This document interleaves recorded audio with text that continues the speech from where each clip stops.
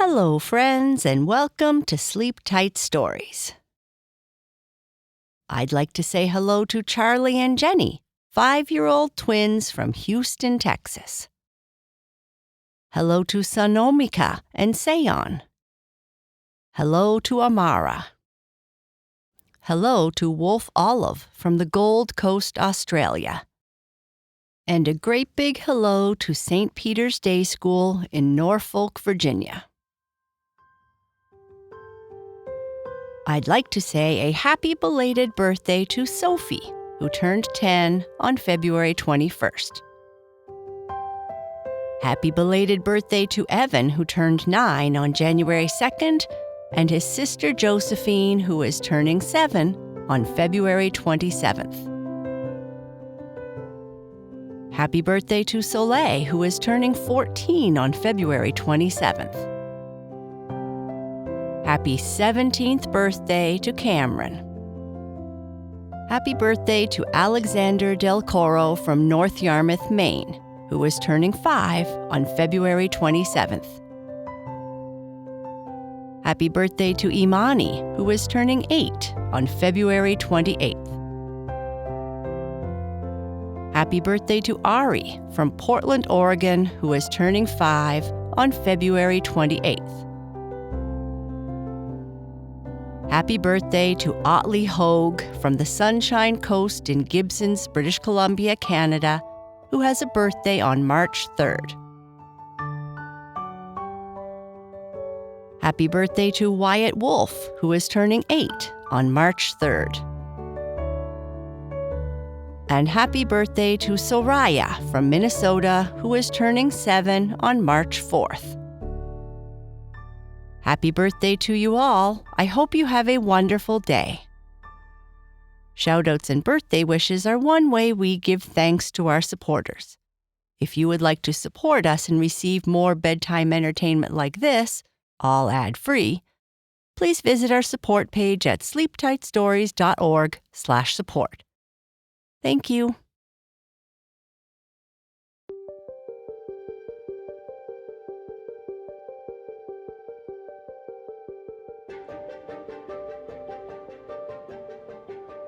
This is part 11 of The Transfer Student, and Red is finally starting to feel more like she belongs in this new place.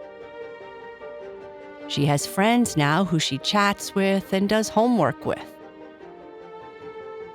When Red gets home, she sees her mom has made a local dish for dinner. Red is not so sure she is willing to try, but finds out it is actually more delicious than she thought it would be. The Transfer Student, Part 11. The Mystery of the Stinky Gym Socks. The bell rang, and Red packed up her books, said goodbye to the gang, and quickly headed to the exit so she could get the bus home. She was riding the bus alone today, as the rest of her friends, a word she still wasn't accustomed to using, had after-school activities that she wasn't interested in. Even Charlie had an activity. Red had actually thought of joining him just to have the opportunity to watch as he was going to yoga. Considering Charlie wasn't coordinated enough to put his shirt on properly, watching him do downward dog might be hilarious. "Hello, Red. It was a wonderful day today, wasn't it?" Ms. McDonald, the bus driver, said, as Red stepped on the bus. I guess so," Red replied. Miss McDonald always seemed so cheerful, even when the kids on the bus started to get a little rowdy. Walking down the aisle, Red had her pick of seats, but out of habit, she took her usual spot at the back of the bus, where she usually sat with Charlie. She noticed that he had left some tissue there, luckily unused. He was always sneezing, sick, or something.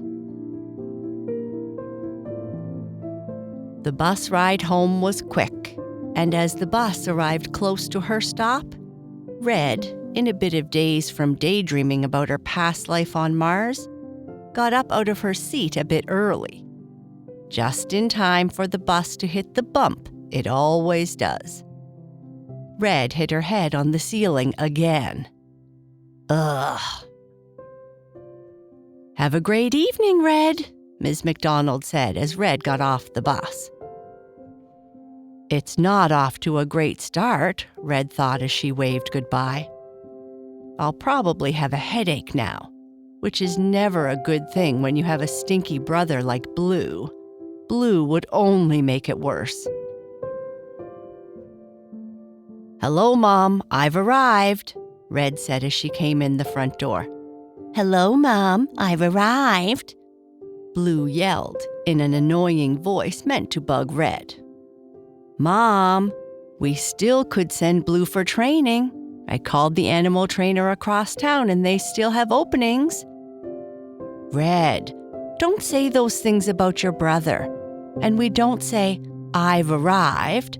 We say, 'I'm home,'" her mother said.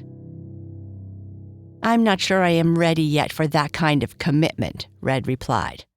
"Blah, blah, blah. All you ever say is blah, blah, blah," her brother Blue said in a whiny voice. "Blue, let's not start a big kerfuffle tonight," their mother said. "Kerfuffle?" both Red and Blue said at the same time. "Is that some kind of chocolate treat?" Red asked. "Haha, I'm learning new English words which come up on my English learning app." "That's nothing compared to what I learned in English class today," Blue said. "I learned that pigs fly." "Blue, you are impossible. Pigs don't fly. At least, I don't think so," Red said. "Well, when a classmate asked if we could look at the exam before we wrote it, my teacher said, 'When pigs fly,' so it must be true." "You are such a stinker. It's an idiom, not reality," Red said with a laugh. Okay. Why don't you both go wash your hands and we'll have an early dinner. Red can help you with your homework after we eat." "What does she know?" Blue said as he ran up the stairs. "More than you stinker," Red said as she chased behind him. Dinner was something new, and Red couldn't quite understand what she was seeing on her plate. Since they arrived on Earth, her mother had been serving a lot of fresh local food, especially potatoes, which were famous in the area. Red thought they were weird. It took a long time for their bodies to adjust to their new diet. Still, over time, Red started to appreciate all the different colors that were commonly on her plate. She still missed the food from Mars, which had a softer texture, but even the crunchy green food her mother usually served started growing on her. Green and blue were Red's least favorite colors. Mom, what is this? It looks like the oatmeal that we had for breakfast last week." "Our neighbor calls it Sloppy Joe's. She says it's a fun food that her kids like, so I thought we could try it." "It's so good," Blue said with his mouth open, showing Red what he had inside. "I may have just lost my appetite," Red said. "Maybe I can just have waffles," Red said. So far, waffles have been Red's favorite food, with pancakes a close second. "Just give it a try. I think it's kind of interesting," her mother said. Taking a bite, Red said, Not bad. Kind of sweet and spicy." And looking at her brother Blue's face, which was covered with food, and very messy. After finishing her dinner, everyone had seconds, except for Blue, who seemed to just constantly eat. Red helped her mother clear the table while her brother washed the food off his face upstairs. "Your brother has a hard problem to solve for English class. Can you help him?"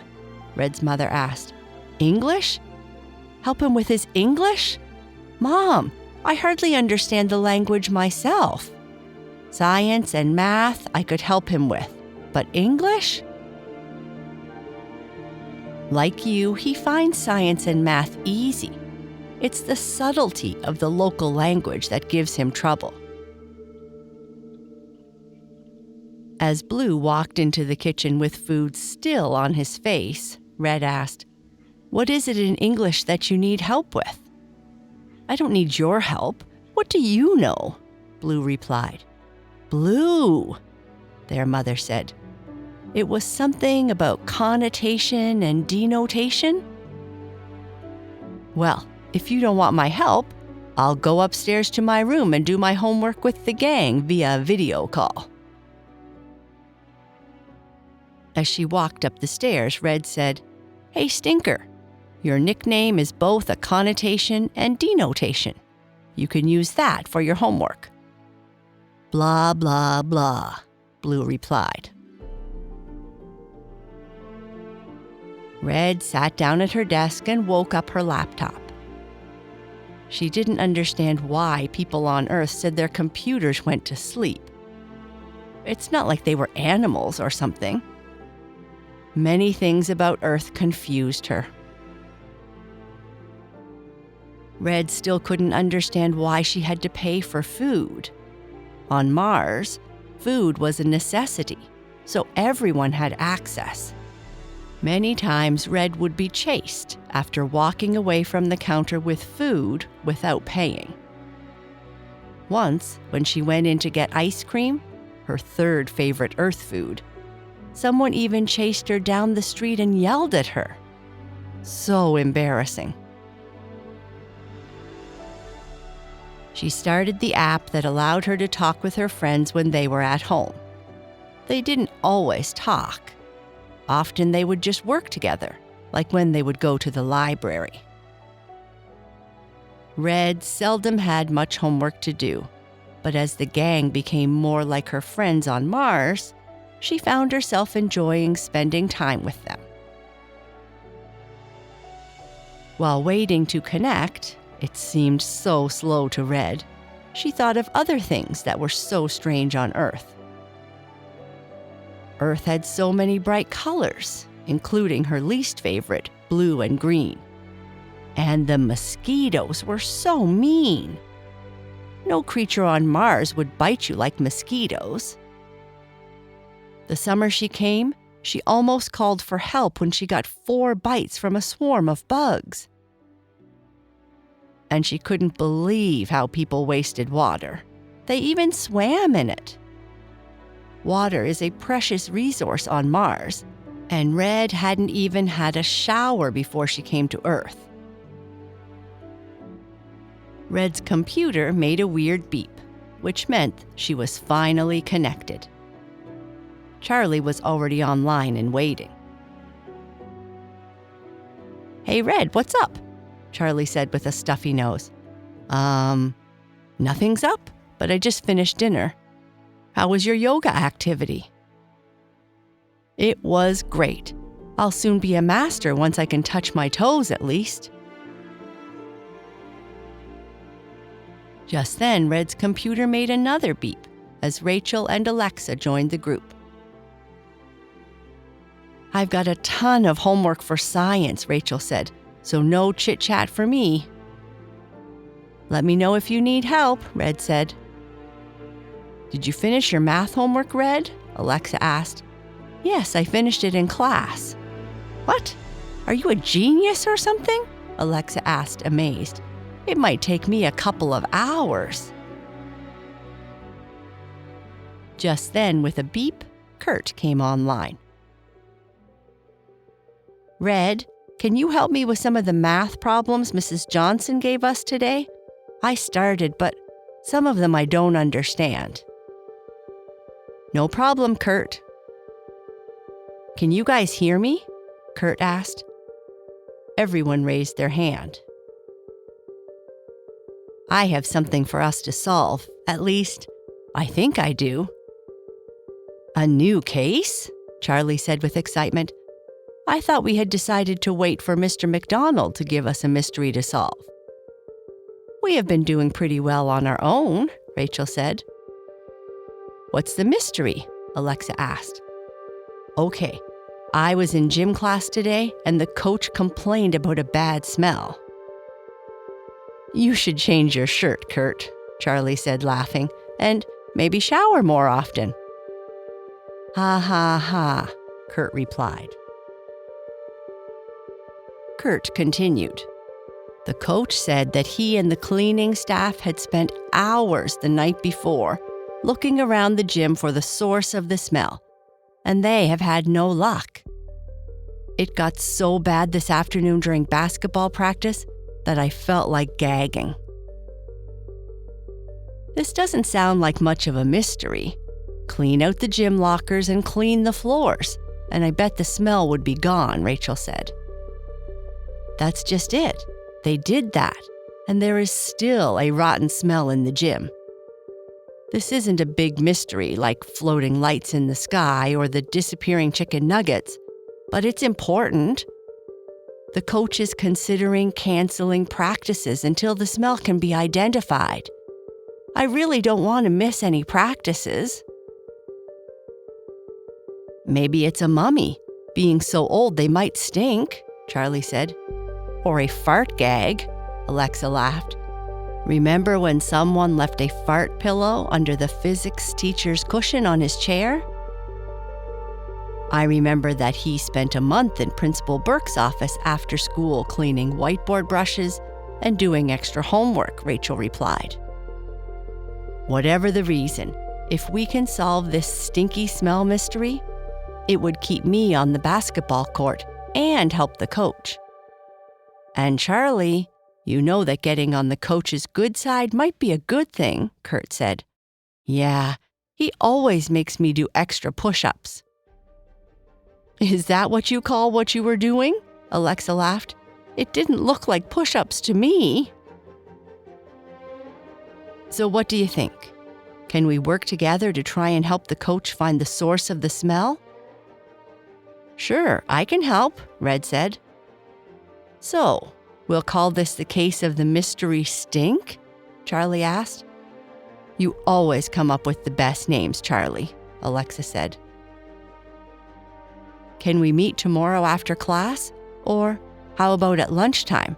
The sooner we solve the mystery, the better. I can't miss lunch. My muscles need fuel, Charlie said. What muscles? Rachel asked. I have time after school, Red said. That might be the best, as there are always students using the gym at lunch, and they might wonder what we are sniffing around about. Okay, we will do it after class then. And that gives us more time to talk about it over lunch, said Alexa. Great. So, Red, about this math problem.